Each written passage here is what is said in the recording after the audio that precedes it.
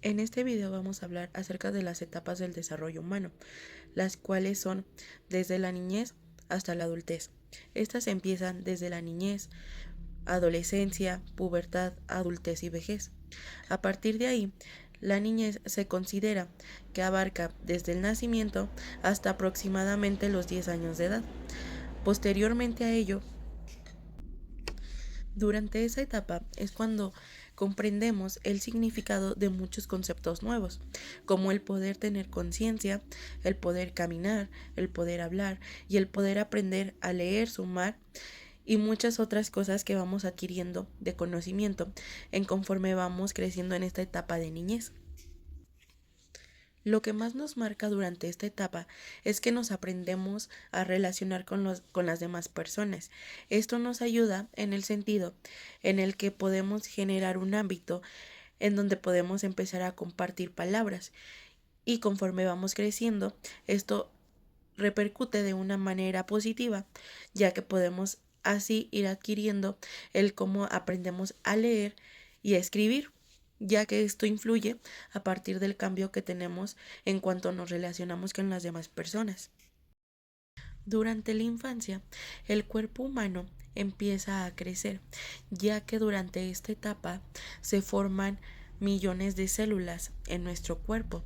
Esto nos ayuda a que desde que somos pequeños, nuestro cuerpo va cambiando y con ello va creciendo. Se van generando nuevas células en los huesos y en la piel. Esto permite que nuestro cuerpo alcance un mayor grado en donde se puede estirar. Entre los 12 y 14 años de edad, nuestro cuerpo va adquiriendo nuevos cambios, ya que entra en la pubertad, a lo cual también va generando cambios físicos, pero ya no solo cambios físicos, sino cambios psicológicos, ya que se van generando nuevas expectativas de que se deja de ser niño para pasar a una etapa de adolescentes. Esta etapa termina de los 19 a los 20 años de edad. Durante la adolescencia se presentan cambios que no solamente son para tu cuerpo, sino que también es en tu comportamiento. Hay un índice en donde los hombres se siguen desarrollando durante esta etapa, mientras que las mujeres se dejan de desarrollar entre los 18 y 19 años. Y los hombres pueden seguir desarrollando su cuerpo hasta los 23 años de edad. Posterior a ello, se entra en la etapa de la adultez, en donde tus capacidades físicas y psicológicas entran en un conjunto variable que empiezan a experimentar cambios, pero cambios en donde tu persona empieza a ser más madura. Se dice que esta es una de las etapas centrales, ya que es aquí cuando empiezas a alcanzar tus máximos potenciales en cuanto a tu vida, ya que los hombres empiezan a desarrollar diferentes destrezas y habilidades para adquirir algún empleo, mientras que las mujeres a su vez igual adquieren más habilidades a su vez, pero también empiezan a experimentar mayores cambios físicos.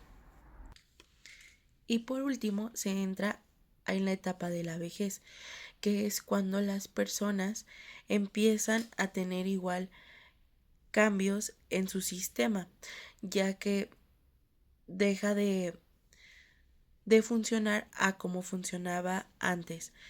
Esto también implica en cambios en cuanto al rendimiento de tanto hombres como mujeres, al igual que las mujeres entran en una etapa que a comparación de los hombres es un poco más difícil.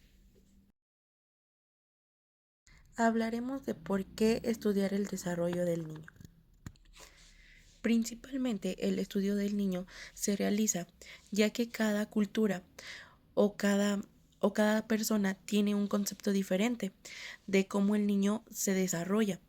Durante esto, como cada persona tiene un concepto diferente, se quiere llegar a que sea algo más concreto, en donde se pueda llegar a una solución y el entender el por qué el comportamiento de los niños va cambiando, ya que no todos los niños son iguales. Esto puede cambiar depende al contexto social, ya que también a partir de ello se va considerando ciertos puntos en donde los niños tienen ciertos comportamientos. Para poder comprender un poco más esto, hablaremos de la concepción naturalista. En esta parte, el docente le explica a los padres de familia las dificultades que el alumno puede llegar a presentar para que ellos estén enterados y de esta manera poder llegar a un acuerdo mutuo en donde puedan trabajar en colaboración para que el alumno pueda estar mejor dentro del aula. La concepción remedialista es cuando empiezan a ver algunas aportaciones y opiniones en cuanto esto pueda influir en que el alumno pueda tener un mejor desempeño académico. La concepción diagnóstica es cuando el docente como tal empieza a ver a lo mejor lo que está pasando, tal vez un problema, puede ser auditivo, emocional, que esto puede impedir que el alumno pueda ir desarrollando sus capacidades en el aula. La concepción. La concepción va desde la fecundación hasta el nacimiento de un bebé. Durante este periodo, el óvulo fecundado se desarrolla dentro de la madre y consta de 3 etapas. El primer trimestre es desde la primera semana a las 12 semanas. En esta etapa se empieza a formar los principales órganos del sistema del feto, en este caso como el corazón, el cerebro y la médula espinal. A su vez también desarrolla sus extremidades como oídos, ojos o algunos rasgos faciales. Al final del trimestre, el feto mide de 7 a 10 centímetros. El segundo trimestre es de las 13 a las 28 semanas. En esta etapa, el feto empieza a moverse y puede percibir sonidos externos. También desarrolla los órganos reproductores. Se puede identificar a su vez el sexo del feto. También tiene una formación en la piel, el cabello y las uñas. Al final del trimestre, el feto mide entre 30 y 35 centímetros. Y por último, se tiene el tercer trimestre, que es de las 29 a las 40 semanas. En esta etapa empieza a haber una maduración de los pulmones y del cerebro. Empieza a haber un incremento en el peso y en el tamaño de grasa subcutánea. Y el bebé se posiciona para el parto. Al nacer, el bebé mide entre 45 y 50 centímetros y puede llegar a pesar de 2.5 a 4 kilogramos. A continuación tenemos la teoría de Jean Piaget.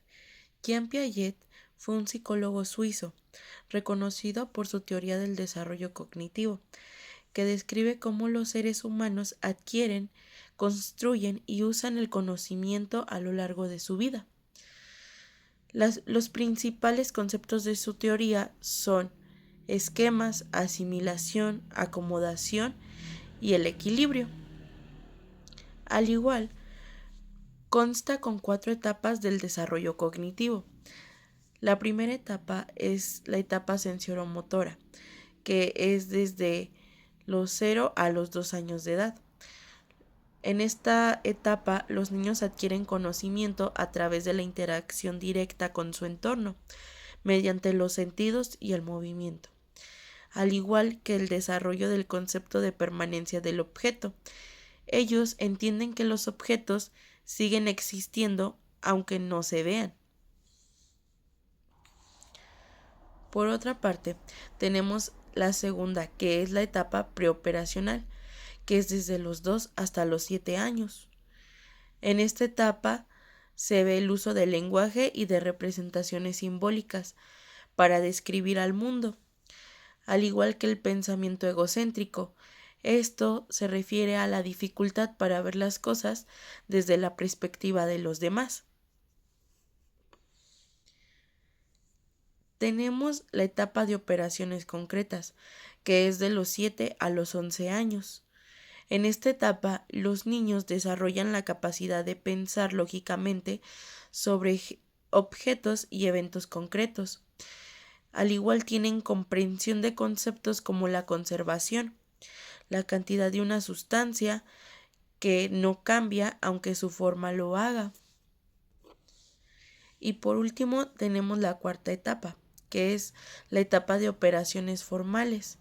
Es a partir de los 12 años en adelante.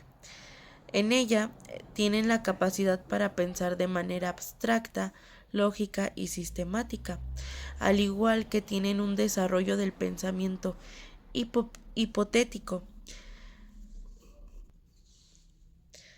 La teoría de Piaget revolucionó la psicología y la educación, subrayando que el aprendizaje es un proceso activo y que los niños no simplemente son receptores pasivos de información, sino que también construyen su conocimiento a medida que interactúan con el mundo.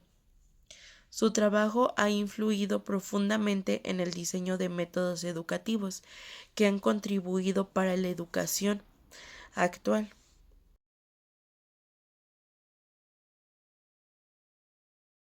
La sociocultural de Vygotsky es una de las perspectivas más influyentes en la psicología del desarrollo y la educación.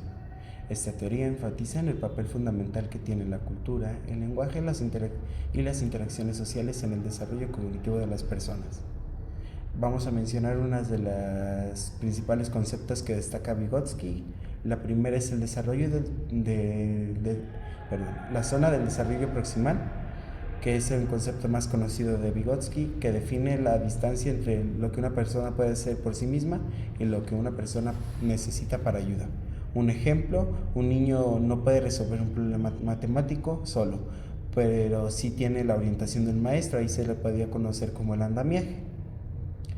También está la medición cultural, que es el aprendizaje que ocurre a través de las herramientas culturales como el lenguaje, los símbolos y los objetos tradicionales.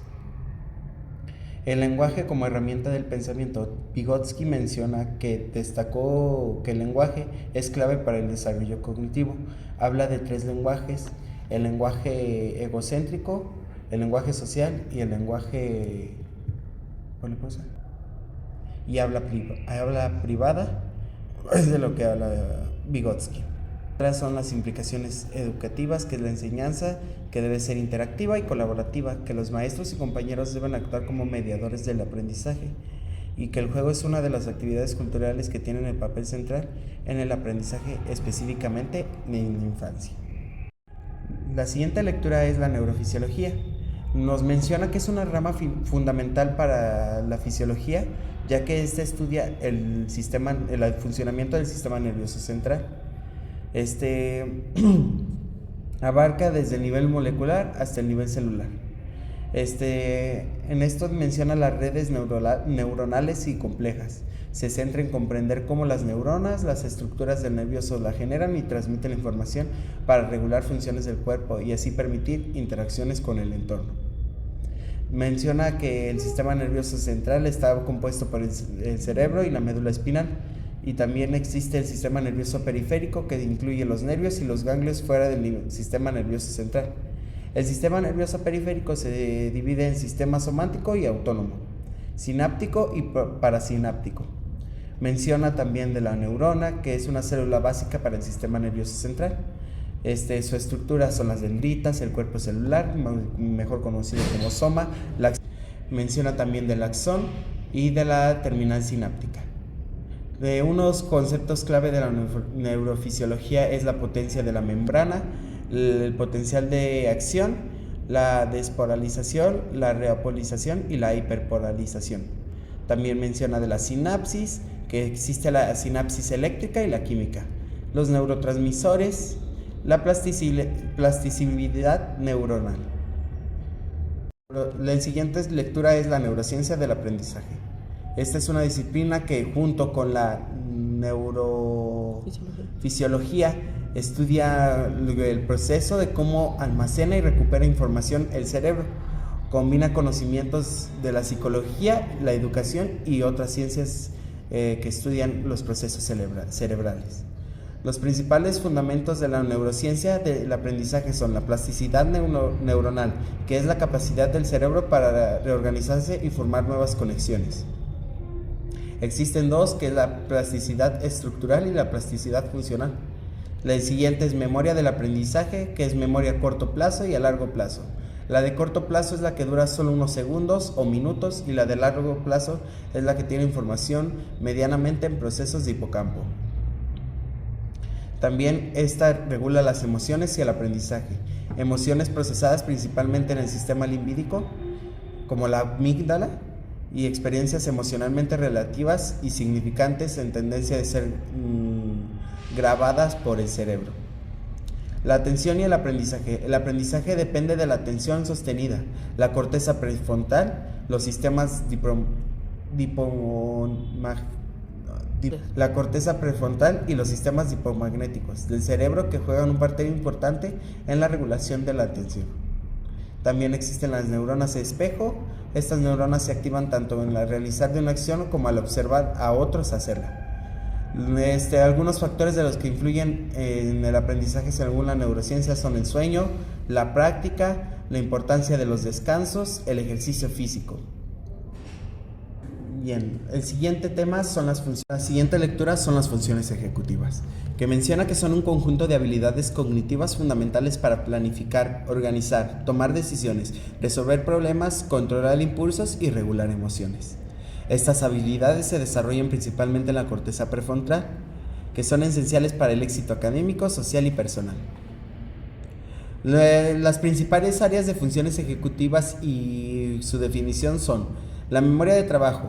Es la capacidad de mantener y manipular la información en la mente durante periodos cortos. Control inhibitorio. Capacidad para controlar impulsos y comportamientos automáticos o inapropiados. Flexibilidad cognitiva. Capacidad para adaptarse a cambios y alternar entre diferentes tareas y pensamientos. Planificación y organización. Es la capacidad de establecer metas y desarrollar planos y priorizar tareas. Regularización emocional. Esta es la definición de habilidad para manejar las emociones de diferentes contextos. Unas de las estrategias generales para mejorar las funciones ejecutivas son los juegos y actividades lúdicas, las rutinas y estructuras claras, el andamiaje cognitivo, las técnicas de refuerzo positivo, la tecnología para apoyar las funciones ejecutivas, el modelo y la práctica guiada, que estas son funciones en las cuales, en las cuales nos incitan a tener una mejor función ejecutiva. El enfoque cognitivo se centra en cómo aprendemos y procesamos información. Básicamente, estudia qué pasa en nuestra mente cuando pensamos, recordamos, resolvemos problemas o aprendemos algo nuevo. Es como si nuestra mente fuera una computadora que procesa datos, pero en lugar de usar circuitos, nuestra mente utiliza pensamientos y experiencias. Este enfoque pone mucha atención en cómo percibimos las cosas, cómo organizamos esta información en nuestra mente y cómo la usamos después. Por ejemplo, cuando aprendemos a leer, primero identificamos las letras, luego las juntamos para formar palabras y después entendemos el significado de esas palabras. Todo esto pasa en nuestra mente, y lo que hace el enfoque cognitivo es que busca entender cada paso. Algo importante del enfoque cognitivo es que no solo se queda con qué aprendemos, sino cómo lo aprendemos. Es por eso que este enfoque nos ayuda a entender cómo piensa y aprende cada persona y cómo podemos enseñarles de una manera en la que ellos puedan percibir y aprender nueva información. Por último, el enfoque cognitivo dice que el aprendizaje no es solo memorizar cosas.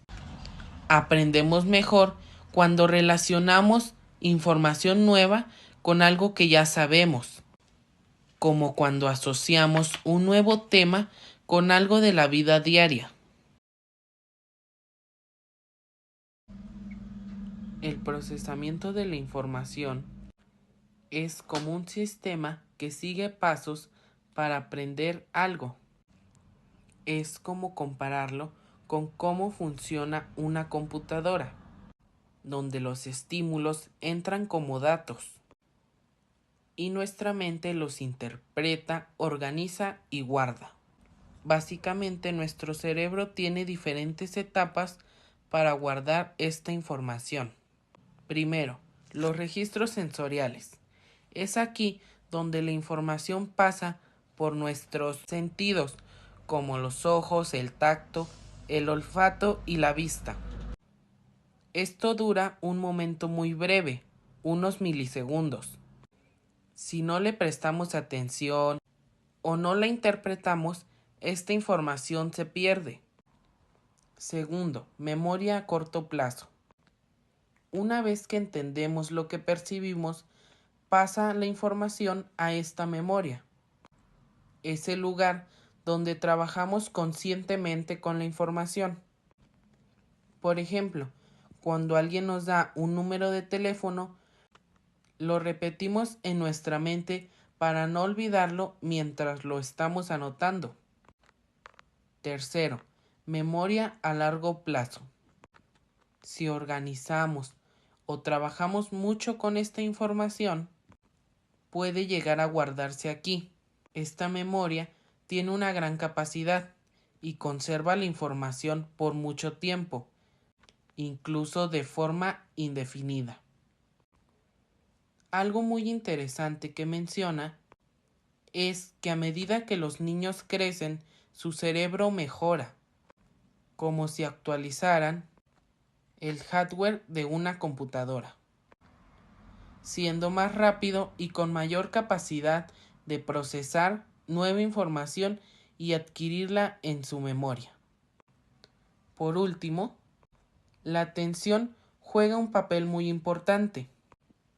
Cuanto más nos concentramos y más energía mental usamos para organizar esta información, mejor la recordamos.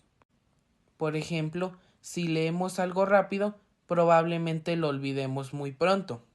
Pero si lo estudiamos con calma y lo relacionamos, se quedará mucho más tiempo en nuestra memoria.